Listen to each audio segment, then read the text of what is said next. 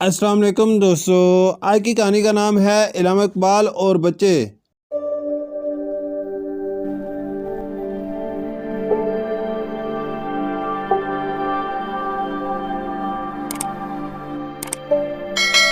لب پہ آتی ہے دعا بن کے تمنا میری، زندگی شمع کی صورت ہو خدایا میری۔ پیارے بچوں، یقیناً آپ ہر روز صبح سویرے اسکول میں اسمبلی کے دوران بڑے پرجوش انداز میں یہ دعا پڑھتے ہوں گے۔ کیا آپ جانتے ہیں کہ یہ خوبصورت دعا کس نے لکھی ہے؟ ہو سکتا ہے کچھ بچوں کو معلوم ہو اور کچھ کو نہیں، بہرحال ہم بتائے دیتے ہیں۔ یہ خوبصورت دعا ہمارے قومی شاعر مفکر پاکستان ڈاکٹر علامہ محمد اقبال نے آج سے تقریباً 1 صدی قبل آپ جیسے پیارے بچوں کے لیے لکھی تھی۔ اس کے علاوہ انہوں نے بڑے لوگوں کے لیے بھی بے شمار نظمیں لکھی ہیں۔ ان نظموں کے ذریعے برصغیر کے مسلمانوں کو آزادی کا احساس دلایا اور انہیں سمجھایا کہ مسلسل محنت، ثابت قدمی اور پختہ یقین سے ہر چیز حاصل کی جا سکتی ہے۔ علامہ اقبال 9 نومبر 1877 کو سیالکوٹ میں پیدا ہوئے۔ آپ بچپن ہی سے نہایت ذہین اور اسلامی ذہن کے حامل تھے۔ آپ کو قرآن پاک کی تلاوت کا بڑا شوق تھا۔ صبح سویرے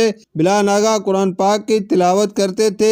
ان کی زندگی کا مقصد مسلمانوں کی اصلاح اور ان میں جذبہ آزادی کو بیدار کرنا تھا۔ علامہ اقبال کو بچوں سے بڑی محبت تھی۔ وہ جانتے تھے کہ آج کے بچے کل کے معمار ہیں، اس لیے ضروری ہے کہ ان کی بہتر انداز میں تربیت کی جائے اور انہیں زیور تعلیم سے آراستہ کیا جائے۔ علامہ اقبال نے بچوں میں اچھی عادتیں پیدا کرنے اور ان کی بہتر تربیت کے لیے نہایت دلچسپ، آسان اور سبق آموز نظمیں لکھی، جن میں بچے کی دعا، ہمدردی، مکڑا اور مکی پہاڑ اور گلہری، گائے اور بکری، پرندے کی فریاد، بچہ اور جگنو وغیرہ شامل ہیں۔ یہ تمام نظمیں ان کے پہلے مجموعہ کلام بانگ دارا میں شامل ہیں۔ ان نظموں میں بچوں کے لیے خاص نصیحت ہے۔ شکریہ۔